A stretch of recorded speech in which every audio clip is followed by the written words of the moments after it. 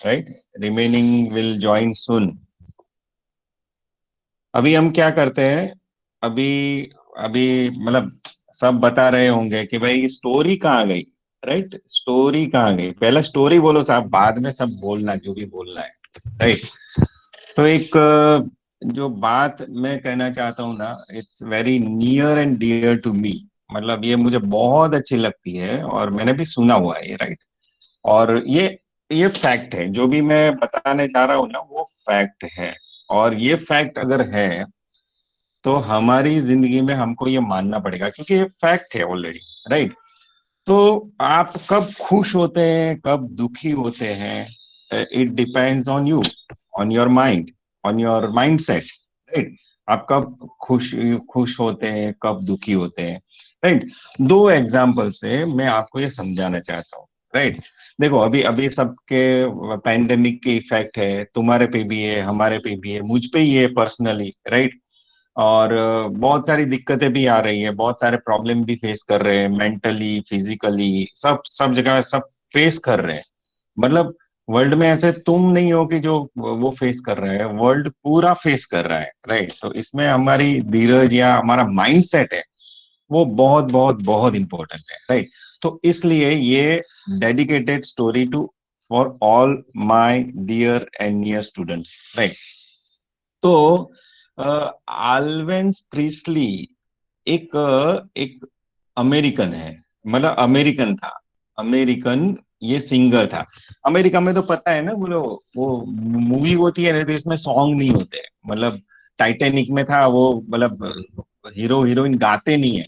और यहाँ इंडिया में तो क्या है, पूरा हीरो हीरोइन गाते हैं, डांस करते हैं। मतलब आम का पेड़ होता है, इसके नीचे डांस करते हैं, यहाँ करते हैं, सीन होते हैं। इंग्लिश मूवी में ऐसा नहीं होता है। राइट। तो वो सॉन्ग्स का उनका जो म्यूजिक होता है वो बैकग्राउंड म्यूजिक होता है या ऐसा थीम का म्यूजिक होता है, और नहीं होता है। तो आल्वेंस प्रिंसली है ना, वो सिंगर था, पॉप सिंगर। तो अलग से उसकी व्यवस्था होती है, मतलब यूएसए में क्या होता है, अलग से व्यवस्था होती है। मतलब हमारे हमारे में तो क्या है कि XYZ मूवी देखी तो इसके साथ 5 गाने फ्री। राइट। ऐसा होता है यूएस और फॉरेन जो होते हैं इसमें नहीं होता है।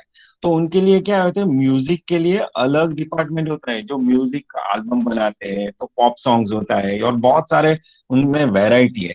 तो ये आल्विन प्रेस्ली है ना, वो नंबर वन सिंगर था, नंबर वन सिंगर।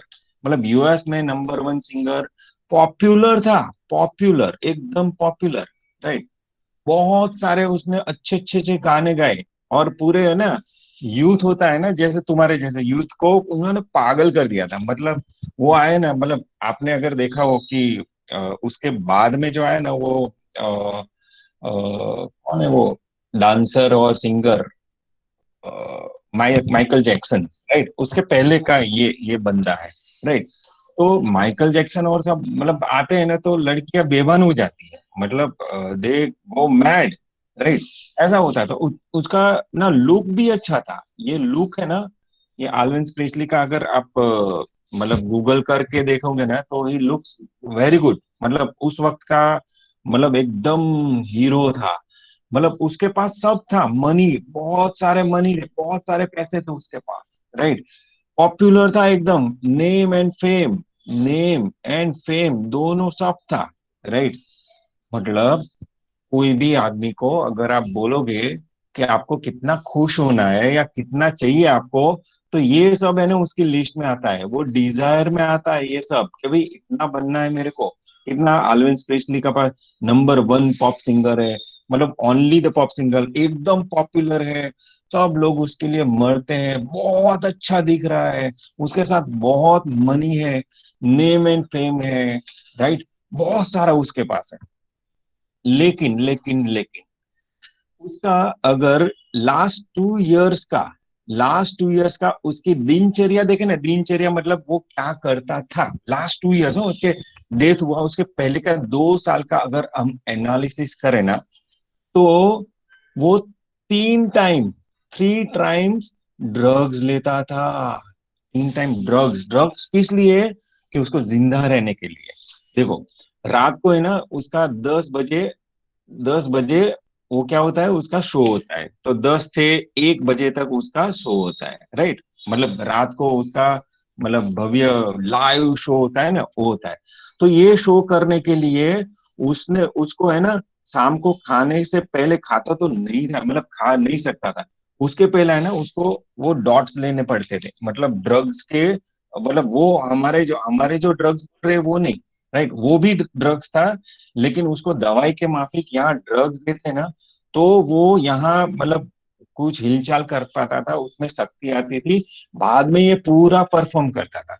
ये परफॉर्म करने के बाद वो जब घर जाता था तो घर जाके वो डॉट्स लेता था। अभी डॉट्स वो एंटी डॉट्स ले, तभी उसको नींद आती थी, तभी वो सो जाता था बेचारा। और बाद में जगने के बाद है ना उसको बेचैनी होती थी, तो एक डॉट्स और लेता था। मतलब लास्ट 2 ईयर से यही चल रहा है। डॉट्स लेंगे तो उसका शक्ति आएगा, वो आगे बढ़ेगा, मतलब उसमें शक्ति आएगी, वो परफॉर्म कर पाएगा। परफॉर्म करने का बाद निराश हो जाएगा। खाना पीना तो एकदम, मतलब नींद के लिए भी उसको क्या करना पड़ता था, वो डॉट्स लेना पड़ता था, राइट। तो अगर आप सोचो कि ये व्यक्ति के पास सब कुछ है, लेकिन देखो, ही is not happy, not happy with life, life से वो हैप्पी नहीं है, राइट। अगर आप सोचो कि आप ऐसा बनना चाहते हो, नंबर वन, पॉपुलर, लोग, मनी, नेम, फेम, जो बोलो वो हाजिर है, लेकिन he is not happy with his life, right. Elvis Presley, जो उसका है ना एक बार दीदार या दर्शन हो जाए ना, तो भी लोग धन्यता अनुभवते हैं। उसका लाइफ का 2 इयर्स ऐसा था, राइट। अभी उसके ऑपोजिट में एक लड़की, और लड़की का आईज नहीं है, आईज नहीं है, आंखें नहीं है, और उसका सुनना नहीं है, नो ईयर, मतलब जो वॉइस है ना, वॉइस नहीं सुन पाती थी, आंख में नहीं देख पाती थी। देखो ये दोनों अगर किसी के पास नहीं है, तो कैसी सिचुएशन होगी, आप देख नहीं पा रहे हो, मतलब कौन सा कलर है, क्या है, देख नहीं पा रहे, आप सुन नहीं पा रहे हो, मतलब जिंदगी में जो होता है आपका आवाज ही नहीं आ रहा है। तो how can you live, this is the two senses, eyes and आपका जो ईयर है सुनने का, वो बहुत बहुत बहुत इंपॉर्टेंट है। अगर आप मान लो कि आपके पास आंखें नहीं है, तो आप तो मतलब मान लो कि आपके आंखें नहीं है, तो मतलब बहुत के पास नहीं है, इट्स ओके, बट आप वॉइस सुन नहीं सकते हो, आप सुन नहीं सकते हो, कुछ भी सुन नहीं सकते हो। तो क्या होगा, आपकी सिचुएशन क्या होगी, कुछ भी आता है, फॉर एग्जाम्पल कुछ आप पे पड़ता है ना, तो आपको पता नहीं है कि क्या पड़ रहा है। हाँ, टच का सेंस है, मतलब टच होता है तो हमको पता चलता है कि ना ये कुछ टच हुआ है, राइट। तो ये दोनों नहीं है उसके पास, राइट, आईज एंड वॉइस दोनों नहीं है। और ये जब छोटी लड़की थी ना, मतलब एकदम, उसको तो मतलब एकदम लड़की होती है तो इसको पता नहीं होता है, खाना मिल जाता है तो ठीक है, मतलब जी लेते हैं। तो थोड़ी वो बड़ी हुई ना, तो कोई भी उसको टच करते हैं ना, उसके पापा मम्मी उसको टच करते हैं ना, तो एकदम से है ना बौखला जाती है, मतलब घबराना होता है ना, घबराहट होती है। क्योंकि क्या टच हुआ मेरे को, क्योंकि आवाज नहीं आ रही है, देख नहीं पा रही हूँ, राइट, क्या टच हुआ। तो वो मतलब घबरा जा रही है, मतलब एकदम से भड़क जाना बोल रहा है ना, भड़क जाती है।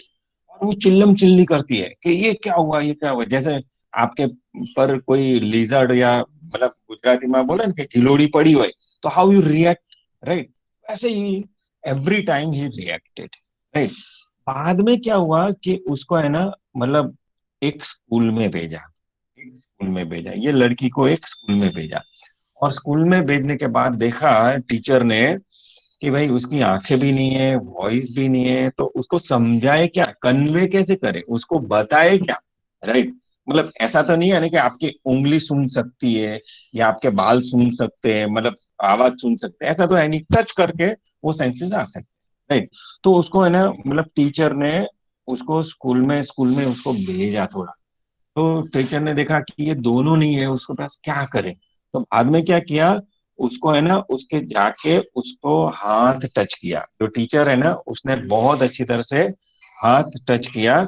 और जो पानी होता है ना, वाटर, वाटर, पानी में उसने कुछ है ना, साइन होती है ना, मतलब कुछ कोडिंग साइन या वो संज्ञा हम बोलते हैं, उस पे ना कुछ लिख के ऐसा दिया, कुछ ऐसा किया। तो उसको समझ में आने लगा कि ये है, मतलब हम क्या, मतलब उसको पानी में सब संज्ञा उसने स्टार्ट किया सिखाना। और बाद में ये ये जो ये लड़की है वो बनी लेडी, और लेडी बन के उसने कैलीग्राफी, कैलीग्राफी आती है ना, मतलब ट्रेन में जाते हैं कहीं जाते हैं तो वो कोडिंग में लिखा होता है, हम नहीं पढ़ सकते, लेकिन कोई अंधा होगा ना वो टच करके वो सुन सकता है या वो समझ सकता है कि ये सीट नंबर यही है, राइट। तो ये कैलीग्राफी का उन्होंने इन्वेंशन किया। कौन सी, ये लड़की जिसके पास आईज नहीं है और कुछ सुन नहीं सकती है, उसने कैलीग्राफी का क्या किया, इन्वेंशन किया। और सब जगह ये लैंग्वेज चल रही है, जो जो देख नहीं सकता ना उसके लिए ये बहुत बहुत बहुत मेहरबानी है, राइट। सीए में भी ऐसी कैलीग्राफी में पेपर निकाले जाते हैं, राइट। तो ये कैलीग्राफी ये लेडी ने इन्वेंट किया, और उसका नाम था हेलन केलर। क्या नाम था? हेलन केलर नाम था। तो हेलन केलर की स्टोरी है तो हमने बहुत सुनी है, लेकिन ये उसकी वास्तविकता है। एक इंटरव्यू में उसको पूछा हाउ इज लाइफ, राइट, उसको पूछा लाइफ कैसी है, तो she said life is beautiful, मतलब लाइफ बहुत ब्यूटीफुल है, right. And she was Helen Keller. Now compare this to extreme situations, ये दोनों एक्सट्रीम सिचुएशंस हम कंपेयर करते हैं। आल्विन प्रीस्ली के पास सब कुछ है, ही is not happy with his life. ये हेलन केलर के पास कुछ नहीं है, आंखें नहीं है, वो सुन नहीं सकती है, लेकिन वो बोलती है लाइफ इज ब्यूटीफुल। तो हम इस दो एग्जाम्पल से समझ सकते हैं कि हैप्पीनेस कहाँ है, हैप्पीनेस कहाँ है। तो हैप्पीनेस हमारी सोच में है, हैप्पीनेस हमारी समझ में है, कि हम किसी, मतलब कुछ नहीं है हमारे पास तो कैन वी बी हैप्पी, क्योंकि ये स्टेट ऑफ माइंड हमारे हाथ में है। किसी के पास सब कुछ होता है तो भी वो खुश नहीं होता है, और किसी के पास कुछ नहीं होता है ना वो बहुत खुश होता है, राइट। गरीब देखो, सबसे यहाँ ना ये एविडेंस मैं दे सकता हूँ। हमारे गुजरात में हैप्पीनेस इंडेक्स का, हमारे हैप्पीनेस इंडेक्स मतलब कौन कितना खुश है, जितना खुश होगा ना उसका इंडेक्स ज्यादा आएगा। तो हैप्पीनेस इंडेक्स का क्या हुआ, एक सर्वे हुआ, और हैप्पीनेस इंडेक्स के सर्वे में कौन, गुजरात में कौन सबसे ज्यादा हैप्पी है पता है? वो जो मामूड़िया होते हैं ना, जो रोड बनाते हैं ना, सुबह, मतलब सुबह कमाते हैं, रात को खा के सो जाते हैं, जो कमाए उससे ही वो दुकान में जाके 10 रुपए का तेल दो, 5 रुपए की चाय दो, ये दो वो दो, और बाद में सो जाते हैं ना। They are very happy, they don't have even home, यहाँ घर भी नहीं है उनके पास, मतलब कुछ है ही नहीं साधन। देखो तो एक झोला जैसा थोड़ा होगा, मतलब आपने ऑब्जर्व नहीं किया होगा कि वो बड़ा थैला लेके कहीं भी जा रहा है, but he is very happy. Happiness index, और ये हैप्पीनेस इंडेक्स है ना हमारी यूनिवर्सिटी के इकोनॉमिक्स डिपार्टमेंट के जो टीचर्स हैं उन्होंने उन्होंने सर्च करके ये निकाला है, राइट। तो this happiness is a state of mind dear friends. कभी भी आपको कितना भी कम हो जाए ना, you be like Helen Keller, और ज्यादा जितना होगा ना उतना लाइफ मिजरेबल होगी, राइट। तो जो चीजें है ना, ये चीजें, नेम है, फेम है, उससे आपका हैप्पीनेस नहीं बढ़ेगा, लेकिन आप जहां हो, जैसे हो, उसमें आपको संतोष आ जाए कि नहीं यही है, यही सब, यही है, यही मेरा है और ये सबसे अच्छा है, right. Then you can be happy. Otherwise Elvis Presley के पास सब था, ड्रीम जिसका होता है ना, वो ड्रीम वो उसका था, जो सबका ड्रीम होता है वो उसका फैक्ट था, लेकिन वो हैप्पी नहीं था। और यहाँ किसी का भी ड्रीम, मतलब सोते हुए भी हम नहीं सोच सकते कि हमारी आंखें नहीं होगी, हमारा वॉइस, मतलब हम सुन नहीं सकते, ऐसा कभी हो जाए तो हम सोच, मतलब सोच दुश्मन के लिए भी ऐसा नहीं करते, लेकिन अगर ऐसा होता है ना तो हैप्पीनेस इज वेरी इंपॉर्टेंट। तो हमारी लाइफ में क्या होना चाहिए? हैप्पीनेस होना चाहिए। कुछ भी हो, कितना भी हो, जैसे भी हो, जैसा भी हो, लेकिन हमारे से खुश है, हम खुश है ना, तो सब जग खुश है। राइट? तो ये हैप्पीनेस हमको क्या करनी पड़ेगी? इनकलकेट करनी पड़ेगी। I hope that you understood this thing. Right? समझ में आ रहा है कि सबने समझा? सबने? Yes sir. तो यस सर। सो ये इम्पोर्टेंट है। एक्चुअली मैंने ये सब लिख के दिया था, यहाँ लिखा, लेकिन मैं स्क्रीन शेयर करना भूल गया। लेकिन अच्छा है स्क्रीन पे देखा नहीं, वरना देखो ये गांधी जी का दूसरा मतलब पोता या चेला लगे। Right? Okay, so last time, okay, with this we end up. ये जो मोटिवेशनल है, ये एक्चुअली बहुत इंपॉर्टेंट है। ये आप रेगुलेशन पढ़ो ना पढ़ो 1949 का, लेकिन अब आप एक क्लिक हो जाए ना, तो कभी भी आप मायूस या डिप्रेशन में नहीं आएंगे और बहुत अच्छा लाइफ आप जी सकते हो। राइट? तो लास्ट टाइम हमने क्या था, बैंकिंग कंपनीज का फाइनल अकाउंट्स के लिए ट्राई किया था। इसमें बैंक क्या है, बिजनेस कौन, बैंक बैंक है, कौन सा बिजनेस कर सकती है, कौन सा बिजनेस नहीं कर सकती है, वो हमने आराम से देखा था। अभी हम जाते हैं कुछ और आगे। राइट? तो now we are discussing some important provisions of banking regulation act 1949। मतलब बैंकिंग रेगुलेशन एक्ट 1949 में क्या प्रोविजन है, क्या रिस्ट्रिक्शंस है, क्या कर सकते हैं, क्या नहीं कर सकते हैं, ऐसा जो लॉज है, ये लॉ हम पढ़ने जा रहे हैं। बिफोर दैट, अभी पता है कि आप हम अब पहला है ना लेटेस्ट पढ़ लेते हैं। राइट? तो मैं थोड़ा ट्राई करके, मतलब यहाँ हो नहीं रहा है, तो थोड़ा ट्राई करके आपको जो लेटेस्ट अमेंडमेंट्स है, वो लेटेस्ट अमेंडमेंट्स में आपको ले जाता हूँ।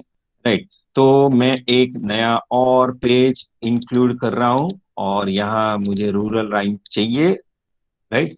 ताकि मुझे पता चले कि मैं, तो banking regulation, banking regulation act 1949, उसका अमेंडमेंट आया है 2020 में। वाह वाह वाह, 2020 में आया है।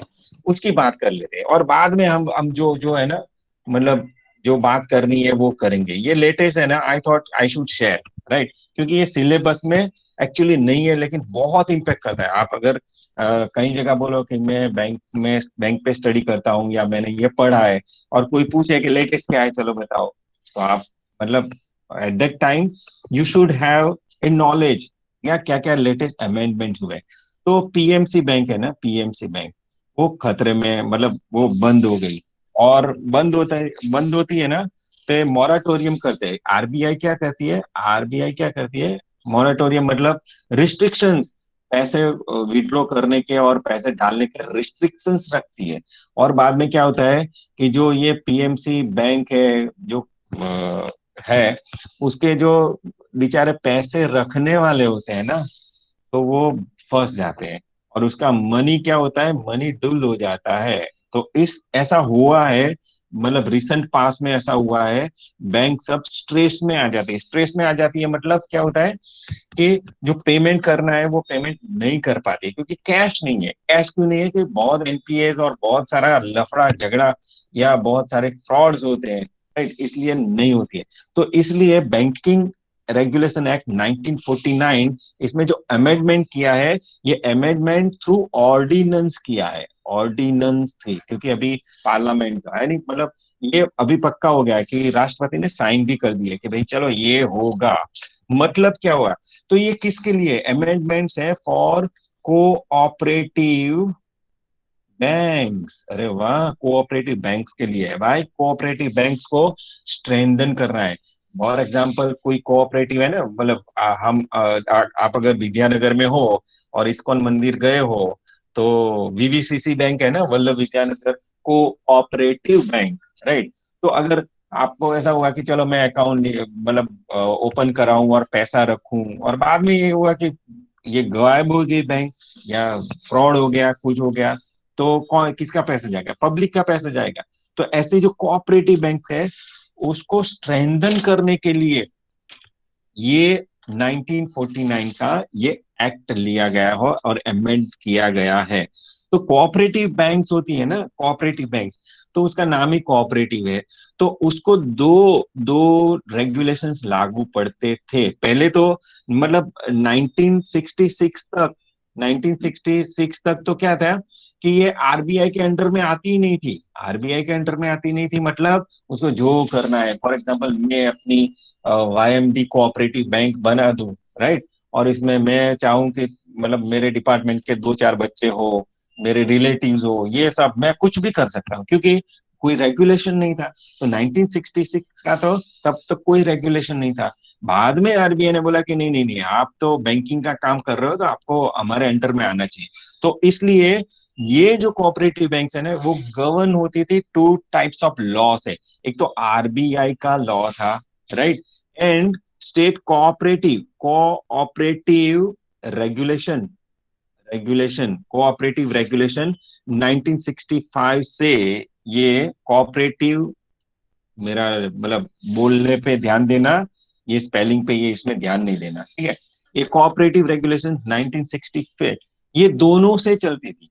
तो आरबीआई का जो बैंकिंग ट्रांजेक्शन है ना, बैंकिंग ट्रांजेक्शन्स, वो आरबीआई के रूल से चलती थी। सीआरआर और एसएलआर कितना होना चाहिए, कैपिटल कितनी होनी चाहिए, जो हम पढ़ रहे हैं ना, ये यहाँ से अभी ये जो पढ़ रहे हैं वो कोऑपरेटिव को भी लागू होता है। लेकिन लेकिन वो जो मैनेजमेंट है ना, मैनेजमेंट, वो कोऑपरेटिव सोसाइटी का जो कोऑपरेटिव का जो लॉ था ना, उससे उससे रेगुलेट होती थी, राइट। अभी क्या हुआ कि ये जो पार्ट है ना, ये जो पार्ट है उसको, उसके लिए दाखला फॉर एग्जांपल मैनेजमेंट, मतलब आप मैनेजर या सीईओ किसी को भी रख सकते हैं क्योंकि ये है ना, state government were looking after, जो स्टेट गवर्नमेंट है ना उसकी कंसल्टेशन से ये सब चलता था। मतलब क्या हुआ कि भाई मुझे चाहिए कि मैं ना, मतलब वो शर्मा ब्रदर्स में अजय को मैं सीईओ बना देता हूँ तो वो बन गया। मतलब इसमें कुछ होता ही नहीं है, राइट, क्योंकि जो जो मेजोरिटी बोर्ड ऑफ डायरेक्टर्स होता है जैसे डिसाइड किया वैसा होता है, राइट। तो इससे क्या होता है कि जो अजय है, उसका पता नहीं है मुझे कि कैसा बंदा है, कभी फ्रॉड कर सकता है, अपने फैमिली और फ्रेंड्स को है ना लोन दे सकता है, लोन का डिस्काउंट भी, रेट का डिस्काउंट भी कर सकता है, कुछ भी कर सकता है क्योंकि उसके पास क्या है, मैनेजमेंट, राइट। तो ये पार्ट सुधारने के लिए ये जो अमेंडमेंट्स है 2020 का आया है। I hope that you understood. उसका एम एक ही है, एम मतलब एम है कि जो ये कोऑपरेटिव सेक्टर है, मतलब कोऑपरेटिव बैंक्स है, उसको स्ट्रेंथन बनाना। पहला है उसको स्ट्रेंथन बनाना, ऐसा नहीं है कि उसको दबाना या कंट्रोल करना और बंद करना, ऐसा नहीं था। उसको स्ट्रेंथन करना, स्ट्रेंथन करना, राइट, उसको उसको पावर देना और अच्छी तरह से वो कर पाए। और दूसरा है आरबीआई का जो है ना, आरबीआई का जो रेगुलेशंस है ना, वो आरबीआई का पावर भी बढ़ाना क्योंकि RBI is regulatory body, right. तो ये दो एम से 2020 का अमेंडमेंट्स आया है। मतलब ये किसको लागू पड़ेगा, जो अर्बन होता है ना, urban plus multi state cooperative bank से उस सबको लागू पड़ेगा। Urban and multi state cooperative banks को ये सब लागू पड़ेगा, राइट। तो इसमें क्या क्या प्रोविजन है, मतलब रिक्वायर्ड क्या है भाई, पहले जो करते थे वो करते थे, अभी तुम कुछ नहीं कर सकते क्योंकि ये पब्लिक का मनी है, राइट। पब्लिक का मनी आप वेस्ट नहीं कर सकते हो, आपको यूज करना है, यूटिलाइज अच्छी तरह से करना है। तो राइट, तो क्या हुआ पहला चेंज, मतलब ये 2020 आया ना। वीवीसीसी में क्या आता है पता है, मतलब अभी अभी पहले, अभी अभी तो नहीं होगा लेकिन पहले मुझे लगता है ना कि मेरे मामा का लड़का बहुत अच्छा है यार, मतलब ग्रेजुएट हो गया है, चलो उसको क्लार्क में ले लो, तो ले लिया, खत्म। कोई प्रोसीजर नहीं, कोई नहीं, मुझे लगता है ना, मतलब as a board of director और एज ए सीईओ ले लिया, खत्म, राइट। मतलब रिक्रूटमेंट में कुछ भी, मतलब वो बोले ना कि कोई रेगुलेशंस नहीं था। तो पहले तो ये जो जो भी रिक्रूटमेंट होगी ना, recruitment recruitment will be will be based on certain qualification. ऐसा नहीं है कि ग्रेजुएट है तो ले लो भाई, ऐसा नहीं है।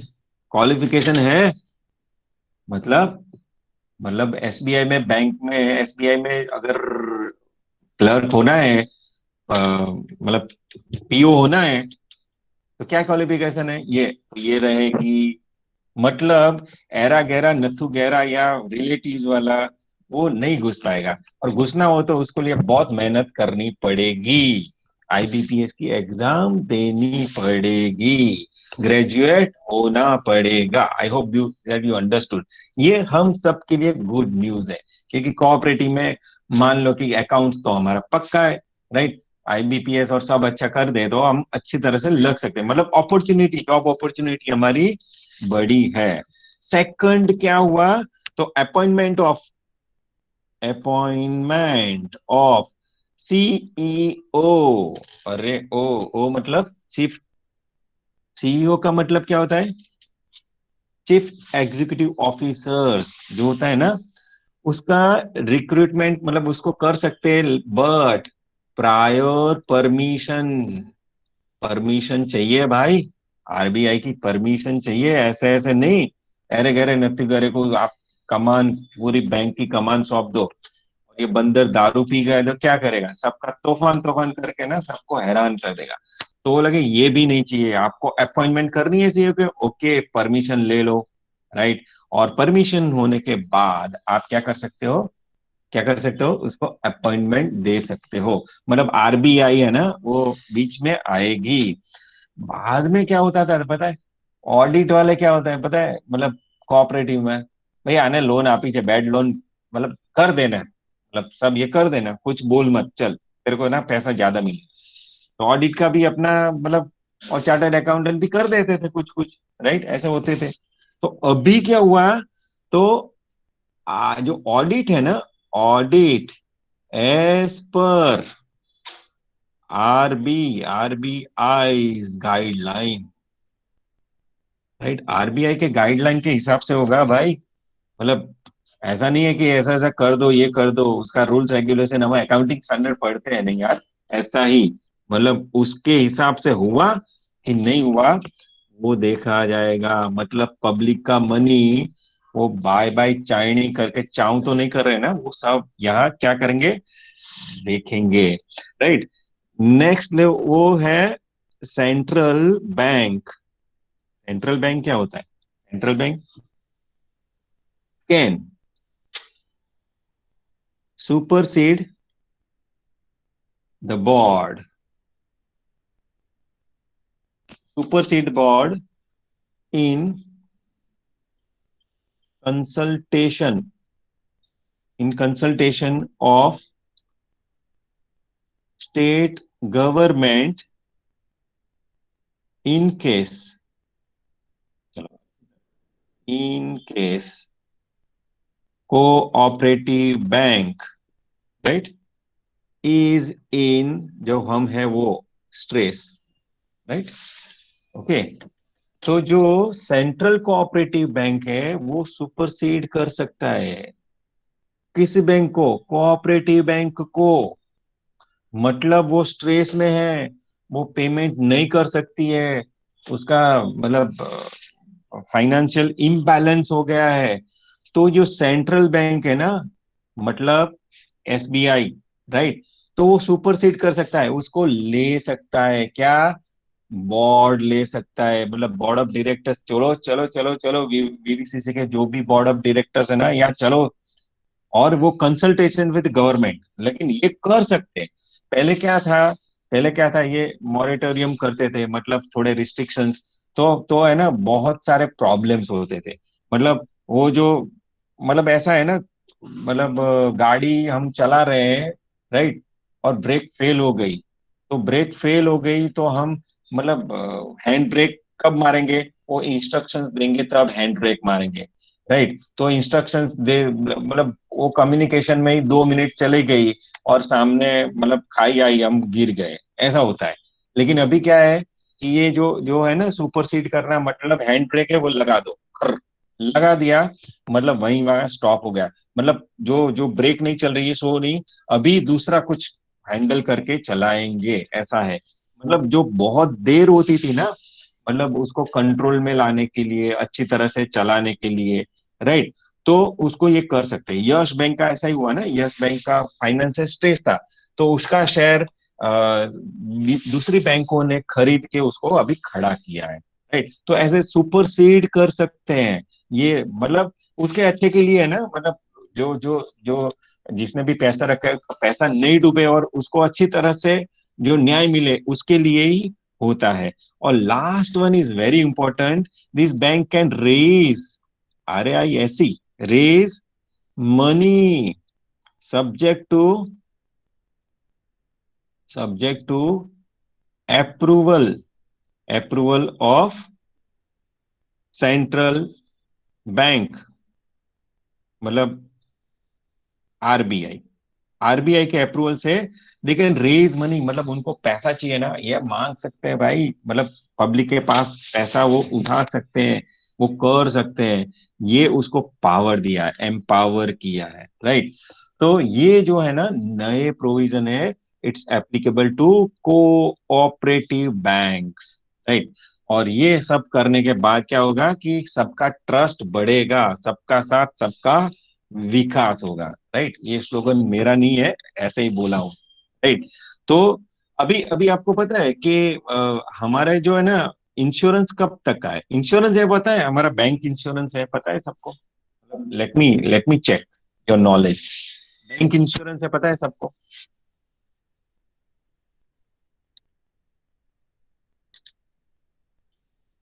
बैंक इंश्योरेंस है सबका? अरे बोलो बोलो बोलो। अगर आपने डिपॉजिट रखी तो डिपॉजिट का पैसा सुरक्षित है, आपको पता है? नहीं पता है साहब, आप जो बोलो वो बोली नाखो, અમને હેરાન ના કરો, અમે મસ્ત આરામથી ધ્યાન લગાવીને બેઠા છે, તમે પ્રશ્ન પૂછીને અમને એક તો મતલબ કન્ફ્યુઝ भी કરી નાખો છો અને हैरान भी करो છો।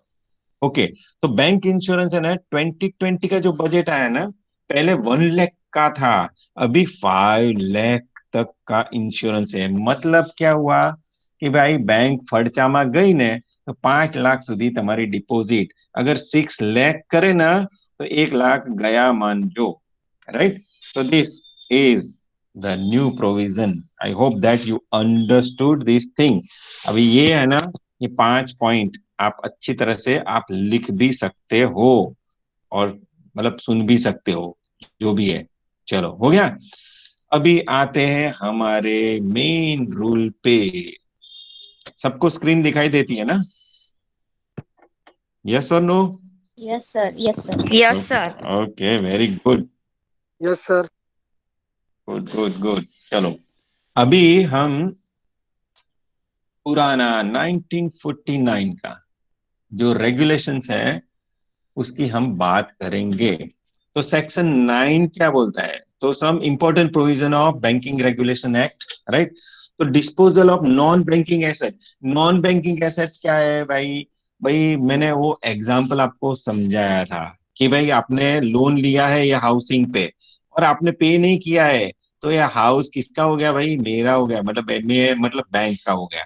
तो अभी ये नॉन बैंकिंग एसेट्स आ गई, क्योंकि ये मेरा ओन ओन नहीं है, तो इसको डिस्पोजल तो करना पड़ेगा ना, क्योंकि मेरे पास मतलब बैंक को तो पैसा चाहिए, और ये एसेट तो थोड़ा मतलब बिल्डर का काम है उसका, तो ये उसको डिस्पोजल कर सकते हैं। और डिस्पोजल क्या कितने साल में करना है? तो 7 इयर्स में उसको डिस्पोज ऑफ करना है। अभी तो बैंक है ना इतनी सारी अच्छी है ना, मतलब 2 3 1 साल नहीं हुआ ना, बाद में उसका ऑक्शन कर देते थे, हराजी बोला देते हैं ना, मतलब पैसा छूटा करो 7 साल तक, कौन बैठेगा इधर, राइट। लेकिन ये मिनिमम 7 साल तक, मिनिमम नहीं है, मैक्सिमम 7 साल तक। उसका आगे हो सकता है, एक्सटेंशन अवेलेबल है। ओके, ये डिस्पोज नहीं कर पाते हैं या कर पाते हैं, तो ऐसा वो जो आरबीआई है उसके पास से हमको क्या करना पड़ेगा, आगे का एक्सटेंशन लेना हो तो लेना पड़ेगा। कब एक्सटेंशन लेना हो, कि जब ना कोर्ट में केस चल रहा हो और ओनरशिप के लिए वो बंदा लड़ रहा है, हमारी ओनरशिप है, मतलब कोर्ट ने स्टे दे दिया है, ऐसा करते करते चल रहा है सब झमेला, तो in that case we can take more years, right. Okay, तो ये एक्सटेंडेड पीरियड, हाँ, मतलब एक्सटेंड कर सकती है। कौन कर सकती है? जो हमारी बाप है आरबीआई, राइट, वो कर सकती है, राइट।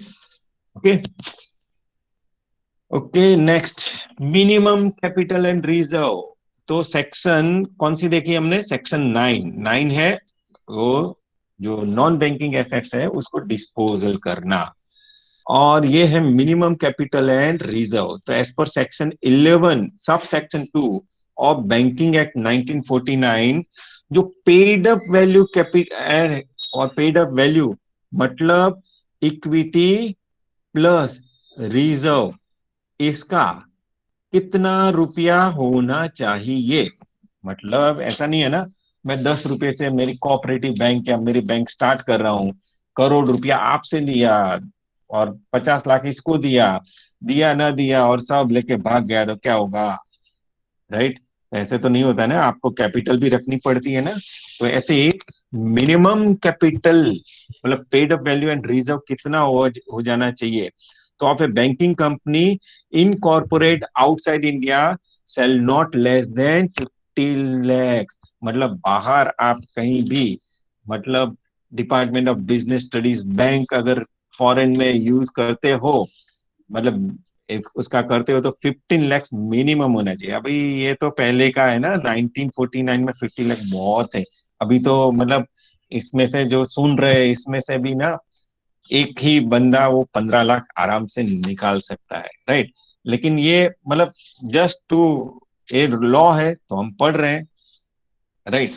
लेकिन लेकिन लेकिन अगर इंडिया में इनकॉर्पोरेट है, आपको ये दिखेगा नहीं है, place of business is more than one state, मतलब मोर देन वन स्टेट मतलब डीयूजे में भी है, महाराष्ट्र में भी है। अगर ऐसा है तो मोर देन वन स्टेट हुआ।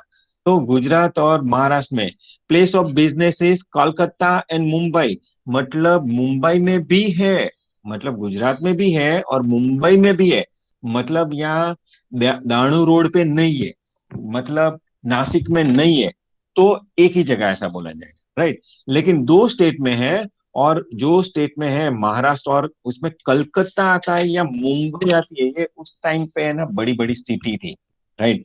तो उसका मिनिमम 10 लाख होना चाहिए, 10 लाख होना चाहिए। कब? जब दो स्टेट में हो और एक स्टेट में वो कलकत्ता या मुंबई हो, राइट, तब 10 लाख मिनिमम होना चाहिए। मिनिमम है, अभी तो मतलब बहुत सारा होता है, लेकिन ये रूल्स है तो हम पढ़ रहे हैं। और place of business not in Calcutta and Mumbai, मतलब गुजरात में है और अहमदाबाद में है, राइट, राजस्थान में है, जयपुर में। आपकी दो मतलब दो बैंक, एक बैंक है इसका यही यही है, तो आपको आधा रखना पड़ेगा, 5 लाख कैपिटल एंड रिजर्व होना चाहिए, वो भी कैपिटल नहीं, कैपिटल एंड रिजर्व होना चाहिए, राइट। तो ये 10 लाख है। बाहर हो तो 15 लाख, मतलब उस वक्त ज्यादा था ना, अभी तो नहीं है, राइट। चलो, इन वन स्टेट ओनली, अगर एक ही स्टेट में है, एक ही स्टेट में है, मतलब गुजरात गुजरात गुजरात में ही है, बाहर जाते ही नहीं हम, क्योंकि आपको पहचानते ही नहीं है कोई, राइट। अगर ऐसा है तो प्लेस ऑफ बिजनेस कोलकाता और मुंबई हो तो 5 लाख, मतलब मान लो कि कोई महाराष्ट्र का ही बंदा बैंक चला रहा है तो 5 लाख चाहिए, राइट। एंड जहां जहां उसका प्लेसिस हो ना, जहां जहां प्लेसिस हो उसके हिसाब से आगे बढ़ेगा, बट मैक्सिमम 10 लाख तक होगा, 10 लाख तक होगा, राइट। तो 5 लाख है और एक ही जगह है, मान लो कि हमने विद्यानगर में ही वो किया है, तो 50,000 मतलब हाफ लाख चाहिए भाई। हाफ लाख में मतलब 50,000 में पहले काम चल जाता था, समझ में आ गया? ओके। और place of business in Kolkata और मुंबई होता है तो इसका 5 लाख, यही यही 5 लाख, 5 लाख होना चाहिए। और और एक से ज्यादा जगह पे हो तो 1 लाख प्लस 10,000, जितने भी नंबर्स हैं। फॉर एग्जाम्पल मैं समझा देता हूं, ये लास्ट वाला, राइट, लास्ट वाला। अगर मान लो कि मेरा अहमदाबाद में भी है, और अहमदाबाद में राजकोट में भी है, सूरत में भी है, वलसाड़ में भी है, राइट, तो यहाँ 10-10 हजार जोड़ देना है, 10-10 हजार जोड़ देना है। समझ में आ गया? 10-10 हजार मतलब 1 लाख तो रखना है, और 3 जगह है तो 40-30 हजार ज्यादा, मतलब 1,30,000 तक मुझे क्या करना पड़ेगा, मिनिमम कैपिटल रहनी चाहिए। I hope that you understood this minimum capital reserve under section 11 sub section 2। और में आ गया?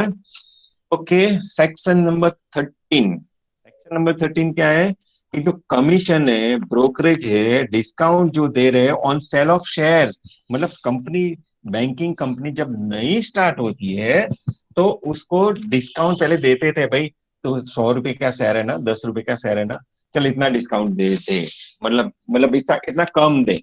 तो अभी जो बैंकिंग कंपनीज है वो मैक्सिमम कितना, 2.5%, 2.5% સુધી डिस्काउंट આપે। But it was history, let me tell you. अभी तो बहुत सारा प्रीमियम कलेक्ट कर रही है, सब बैंक होती है ना, बहुत सारा प्रीमियम कलेक्ट कर रही है। ये this was the history, right. तो ये हिस्ट्री हो गई ऑलरेडी, राइट। तो मतलब you need to understand that at that time 2.5% maximum discount brokerage etc किस पे, ऑन सेल ऑफ शेयर्स पे दे सकते हैं। It was under section 13। I hope that you understood. Is nothing nothing great. 2.5% तक हम दे सकते हैं सेल ऑफ शेयर, मतलब 10 रुपए का शेयर है तो कितना कम दे सकते हैं, कितना कम दे सकते हैं, कितने में, 10 रुपए का शेयर है, कितने में दे सकते हैं, 9 रुपीज, कितना होगा, 75 तक, राइट। समझ में आ गया?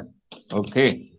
नेक्स्ट है restrictions as payment of dividend. Dividend मतलब ये तो क्या है, बैंकिंग कंपनीज है, सबके पास पैसा पैसा पैसा है, तो सब आया वो डिविडेंड थोड़ा होता है। तो सेक्शन 15 बात करते हैं कि restriction of payment of dividend, dividend का रिस्ट्रिक्शंस कितना है।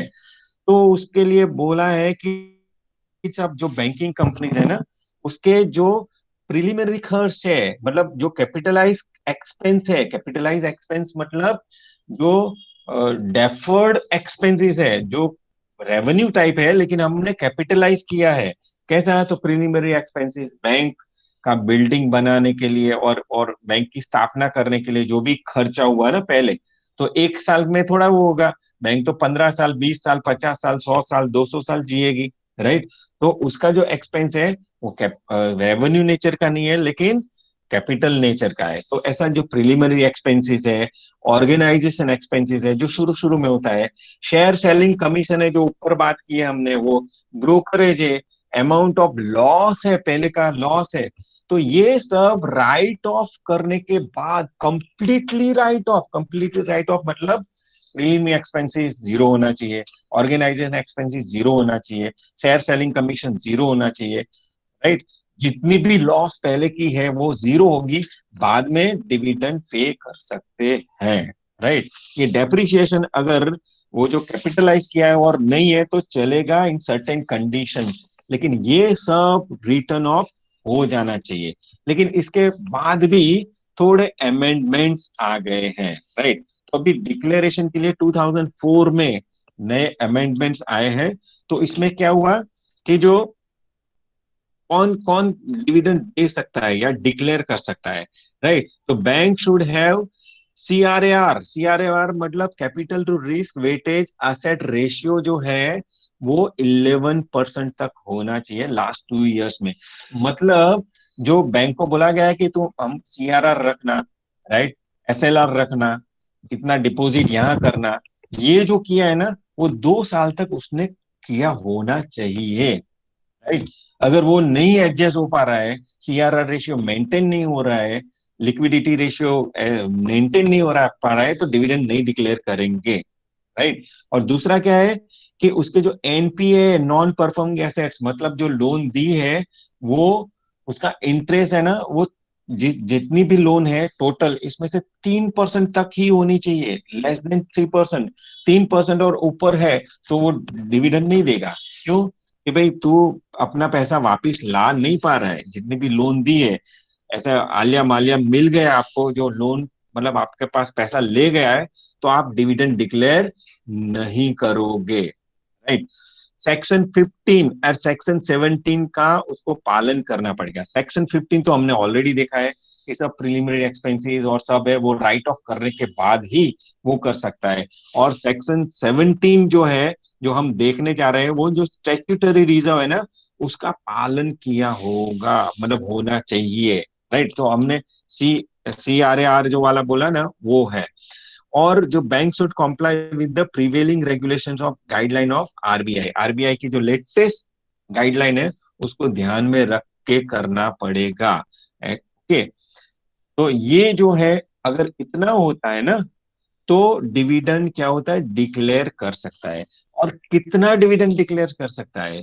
The dividend pay out ratio should not exceed 33%। अगर 10 रुपए का शेयर है तो 3 रुपए 33 पैसे से ज्यादा डिविडेंड नहीं दे सकते।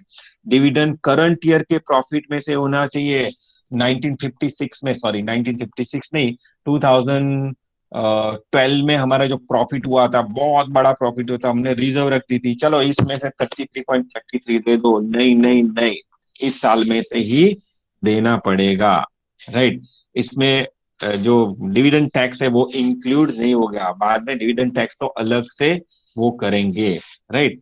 और मतलब फाइनेंशियल जो है, मतलब 33%, इतना याद रखो, आगे पढ़ने की जरूरत नहीं है। तो ये था section 15, restrictions as to payment of dividend. इसमें 2 पॉइंट हमने खास देखे। पहले सब जो कैपिटलाइज एक्सपेंसेस था, for example preliminary expenses, organisation expenses, share selling commission, brokerage, everything should be completely right off. Then and then you can think of proposing and giving dividend, right? And then new guideline of 2004 says that 11% should be maintained, 3%, less than 3% NPA should be there, and section 15 and 17 should be followed. And whatever latest regulations or guidelines of RBI should be, you should follow or comply. And then you can give or propose dividend, and that too 33.33% maximum, should not exceed 33.33, and with the current year's profit you can declare dividend. That was the rule. Right? समझ में आ गया सबको? Yes sir, समझ में आ गया। Section 17, which is statutory reserve. Statutory reserve क्या है? कि कुछ रिजर्व रखना पड़ता है। ऐसा नहीं है कि सब आया वो उड़ा दे सकता है या सब लैंड कर सकते हैं। तो every banking company incorporate in India shall create a reserve fund and transfer to its at least 20% of its annual profit to disclose in P&L account prepare under section 29। 29 ये बोलता है कि ये 20% है ना, latest is 25%, so will keep 25%। At least 25% current years profit हम क्या transfer transfer करेंगे? Reserve and surplus. For example, bank का इनकम है 100 रुपीज, 100 करोड़ मान सकते, माइनस एक्सपेंस है 70, तो 30 इज प्रॉफिट फॉर एग्जाम्पल। तो आउट ऑफ 30, 25% ऑफ 30, या मान लो कि ये 60 है तो ये 40 होगा। राइट, 40।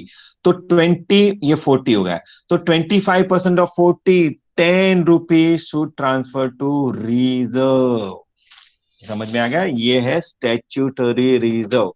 वो 25% हमको ले जाना है। समझ में आ गया? Before any dividend you declare 25% of net profit. Right. तो यहाँ 25% प्रूडेंशियल, तो हम प्रूडेंट ही होंगे, मिनिमम 25% ले जाना है। लेकिन अभी हम क्या करेंगे, एग्जाम्पल आएगा ना, तो 25% क्या करेंगे, ले जाएंगे। Okay, where a banking company appropriates any sum or sums from the reserve fund or share premium account, it shall report the fact the Reserve Bank, explaining the circumstances relating to such apportionment within 21 days of date of, मतलब ये अगर कुछ करते हैं तो, लेकिन हम ये स्टैट्यूटरी रिजर्व है ना, तो वो 25% हम रखते हैं, राइट। नेक्स्ट हम डिस्कशन जो करने वाले हैं वो है कैश रिजर्व। कैश रिजर्व मतलब ये क्या था, ये स्टैट्यूटरी रिजर्व था, अभी आप सर बोल रहे हो कैश रिजर्व। ये क्या क्या अलग अलग बातें आप सिखा रहे हो या हमको समझा रहे हो, राइट। तो ये कैश रिजर्व रेशियो क्या है, कैश रिजर्व, मान लो कि आपके पास है ना, आपने बैंक स्टार्ट की आज, राइट, आज बैंक स्टार्ट की, तो आप बैंक का फंक्शन क्या है, टू बोरो करना, राइट, बोरो करना ना, मतलब कैश, मतलब saving account, fix deposit and lending करना। फॉर एग्जांपल आज 100 रुपया आया आपका, किसी ने रखा, राइट, और वो सेविंग अकाउंट में था भैया, राइट, और कोई लोन लेना है, हाउसिंग लोन, उसको भी 100 रुपए की जरूरत है, आपने 100 रुपया दे दिया। हाउसिंग लोन का पैसा कब आएगा भाई, इंस्टॉलमेंट में आएगा, 15 साल 10 साल जितना भी डिसाइड किया हमने तब तक आएगा। ये 100 कब मांग सकता है, ये कभी भी मांग सकता है, क्योंकि उसका सेविंग अकाउंट है, राइट। करंट अकाउंट में तो कभी भी चेक लिख सकता है, कितनी बार चेक लिख सकता है, राइट। तो इन दैट केस अगर यहां से नहीं आया और यहां देना पड़ा तो क्या होगा, बैंक क्या आ जाएगी, स्ट्रेस में आ जाएगी, मतलब तकलीफ में आ जाएगी। 100 रुपया लाए कहाँ, किसके पास दौड़े, कहाँ करे। तो ऐसा झमेला न हो, इसके लिए कैश रिजर्व्स रखना जरूरी है, राइट। तो every banking company not being a schedule bank has to maintain CRR at least 9% of total of its demand and time liability in India. Total demand and time liability, demand मतलब जो ये कौन सा account होता है, current account, current account, और जो savings account होता है, सब जो अकाउंट्स होते हैं ना, उसका 9% क्या करना पड़ेगा, उसका कैश रखना पड़ेगा। मतलब आपको यूज नहीं करना है भाई, 81% आप इसको दे सकते हैं, 81 रुपीज, 9 रुपीज तो आपके पास, क्योंकि ये कभी भी मांग सकता है। और बैंक इतना मतलब ऐसा क्यों नहीं करती कि नहीं 100 रुपया नहीं देना पूरा, क्योंकि यहाँ बहुत सारे फिक्स डिपॉजिट भी होते हैं, और यहाँ बैंक ओवरड्राफ्ट भी होता है, तो आना लेना देना, लेना देना, लेना देना हो जाता है। इसलिए सेफर साइड 9%, मतलब 81% आप कर सकते हो, राइट, समझ में आ गया। And cash reserve maintain by itself by balance sheet of current account with reserve bank, net balance up 6%, reserve bank के पास आपको भी 6% रखेगा, आगे हम इसकी बात करेंगे। स्टैच्यूटरी लिक्विड रेशियो, SLR है ना, SLR मतलब क्या हुआ कि भाई अपार्ट फ्रॉम मेंटेनिंग, वो जो लिक्विडिटी CRR है, every bank has to maintain 25% with effect from 1997 of his total demand and time liability in form of cash, gold और अर्न एंकरम अप्रूव्ड सिक्योरिटी। मतलब 25% है ना, आपको आदर यू की कैश या गोल्ड खरीद लो, क्योंकि गोल्ड तो कभी भी बेच सकते हैं, या गवर्नमेंट सिक्योरिटी, ये अन एनकम्बर्ड जो होता है वो गवर्नमेंट, और जो शॉर्ट टर्म सिक्योरिटी है ना, तो 25% यहाँ रखना है। मतलब आपको सब उड़ा नहीं देना है, 9% तो कैश रखना ही है, 25% SLR रेशियो रखना है। समझ में आ गया। अभी अभी अभी नेक्स्ट पॉइंट जो हम डिस्कस कर रहे हैं, ये SLR और CRR की बात हुई। नेक्स्ट पॉइंट हम डिस्कशन कर रहे हैं वो है restrictions on loans and advances, section 20। मतलब लोन देना है, ऐसे ही नहीं देना है, मतलब ऐसे ही लोन नहीं देना है, तो no banking company shall grant any loans और advances on the security of its own shares. Own shares मतलब, मान लो ये अगर समझ में नहीं आया, मान लो कि मेरी एक बैंक है ABC, राइट, और आप उसके पार्टनर हो, या मान लो कि हाँ आप पार्टनर हो, और आपके पास है ना, मतलब ए हो, और इसके पास आपका 500 करोड़ का शेयर्स है, राइट। ये 500 करोड़ का एबीसी बैंक का आपके पास शेयर्स है। अभी क्या किया, 500 करोड़ का शेयर्स है, तो आप जाएंगे भैया कि मेरे पास शेयर्स है, तो शेयर्स में ये गिरवी रख देता हूं, तो मुझे क्या करो, 400 करोड़ दो, राइट। क्यों? क्योंकि ये मेरे 500 करोड़ के शेयर है, तो 400 करोड़ आप दे सकते हो। तो ये एबीसी बैंक का शेयर्स कितना है, ये 500 करोड़, तो किस कंपनी का है भाई, एबीसी बैंक का ही है। तो उस पे ये कोई भी लोन नहीं देगा। क्यों नहीं देगा, ये रिस्ट्रिक्शन क्यों है, एक्चुअली ये रिस्ट्रिक्शन क्यों है, क्योंकि मान लो कि मुझे पता है ना, मैं इनसाइडर हूँ, पता है कि बैंक टूटने वाली है, तो मेरे पास अभी 500 करोड़ के शेयर है, उसकी वैल्यू अगर टूट गई ना तो 50 करोड़ भी शायद नहीं आएंगे, राइट। तो मैं क्या करता हूँ कि अभी बेच भी नहीं सकता हूँ तुरंत तुरंत, क्योंकि थोड़े रिस्ट्रिक्शंस है, या बेचने जाऊं तो वो हो जाएगा। तो मैं क्या करता हूँ, दौड़ के बैंक के पास जाता हूँ कि 500 करोड़ के शेयर रखो, मुझे 400 करोड़ दे दो। उसकी वैल्यू कितनी होगी, 100 करोड़, मुझे कितना मिला है, 400 करोड़, बैंक टूट गई, खत्म, रात गई बात गई, खत्म। मतलब 300 करोड़ का मैं प्रॉफिट करके बैठ जाऊंगा। ऐसी सिचुएशन न हो, इसकी वजह से ये पहला है कि ग्रांट एनी लोन्स और advances on security of its own shares, और enter into any commitment for granting any loans on advance on behalf of any of directors. Directors के बीच में नहीं रहेंगे कि डायरेक्टर्स ने लोन लिया है, चलो नहीं पड़ेगा तो बैंक दे देगी, ऐसा बीच में नहीं रहेंगे, कमिटमेंट नहीं देंगे, भाई तू डायरेक्टर है, तू ये तू अपने आप कर, हम बीच में नहीं आने वाले हैं। और any firm in which any of its director interested as a partner, manager, employee और guarantor, राइट।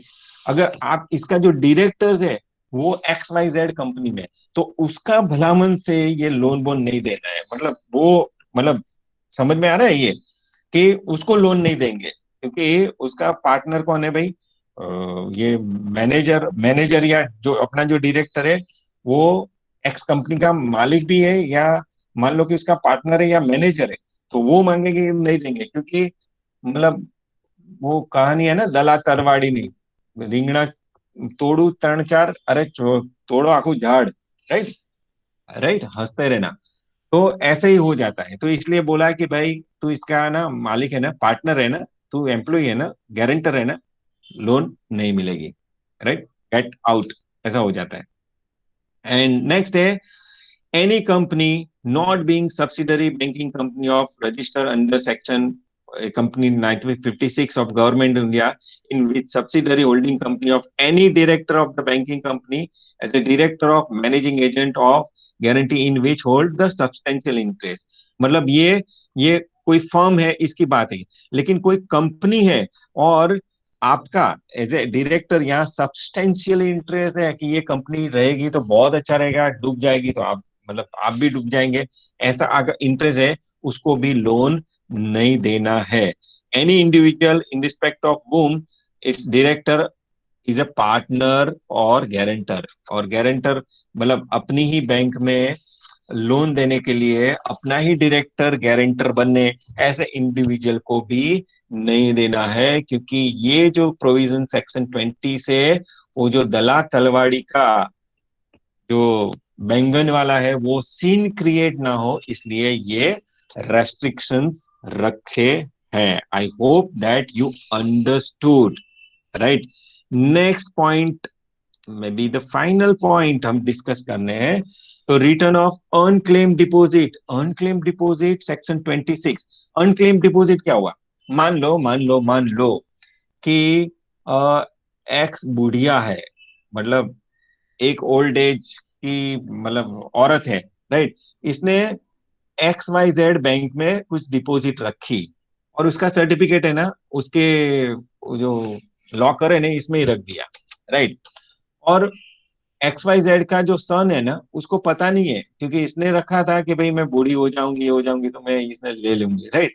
तो एक्स वाई जेड का जो सन है ना, एक्स एक्स एक्स का सन है, उसको पता नहीं है, और ये बुढ़िया मर गई, तो ये कहाँ पैसा है इसको तो पता ही नहीं है, ये तो अंधा और समझ में नहीं आ रहा है। तो ये जो उसका जो मतलब ये डिपॉजिट करवाई है एक्स वाई जेड बैंक में, मान लो कि 2 लाख की करवाई है, अभी तो ये कोई मांगने ही नहीं आएगा। क्यों?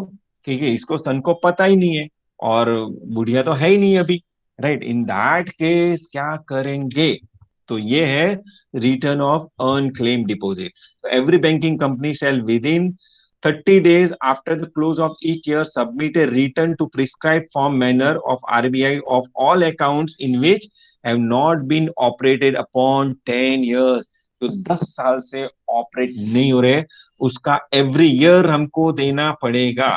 राइट, किसको? आरबीआई को लिखेंगे भाई इतना इतना मांग नहीं रही है बुढ़िया, 10 साल हो गए लेकिन आई नहीं है, बूढ़ी हो गई या ऊपर चली गई पता नहीं है। राइट, और स्ट्रेस भी नहीं कर सकते, और स्ट्रेस करे तो भाई डॉक्यूमेंट भी नहीं है। राइट, तो in case of fix deposit the period is 10 years shall be calculated from the date of expiry of such period।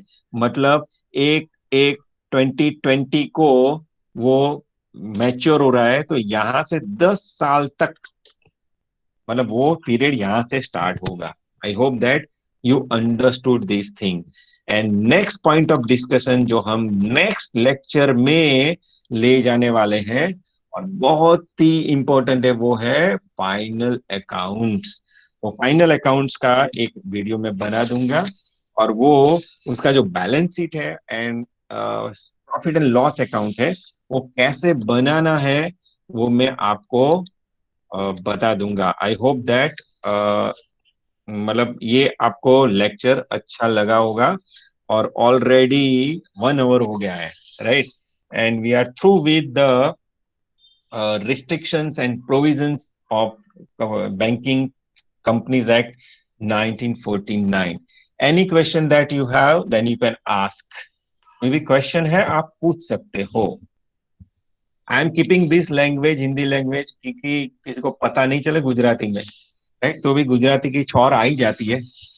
Right, any question that you have, any question? I think no, no sir, no sir. Okay, तो चलो मैं ऐसा संतोष मानता हूं कि मैंने अच्छी तरह से पढ़ाया आपको। राइट, तो thank you very much for attending.